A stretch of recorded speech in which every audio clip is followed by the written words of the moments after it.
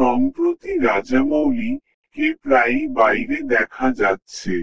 মহেশ ভক্তরা ভাবছেন সিনেমাটা কবে শেষ করবেন, সেটা নিয়ে চিন্তায় আছে তারা। মিডিয়া রিপোর্ট অনুযায়ী শুটিংকে কিছুটা পিছিয়ে দিয়ে গুরুত্বপূর্ণ দৃশ্যগুলো আরো নিখুঁতভাবে তৈরি করছেন রাজামৌলি। অন্যদিকে একটি ডান্স সিকোয়েন্সের রিহার্সালও চলছে। SSMB-29 একটি প্যান ওয়ার্ল্ড প্রজেক্ট। শুরু থেকেই এই সিনেমাটি একটি হলিউড প্রোডাকশন হাউসের সঙ্গে টাই আপ করার পরিকল্পনা ছিল রাজামৌলির।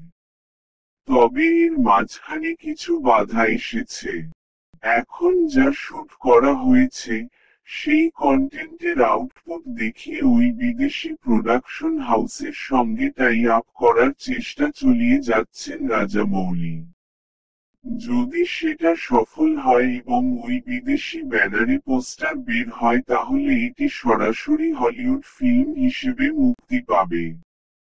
এর ফলে RRR-এর মতো ফরেন ফিল্ম ক্যাটাগরিতে নয়, বরং ডাইরেক্ট ফিল্ম ক্যাটাগরিতে অনেকগুলো বিভাগে অস্কার মনোনয়ন পাওয়ার এবং জেতার সম্ভাবনা অনেক বেড়ে যাবে এই সিনেমার।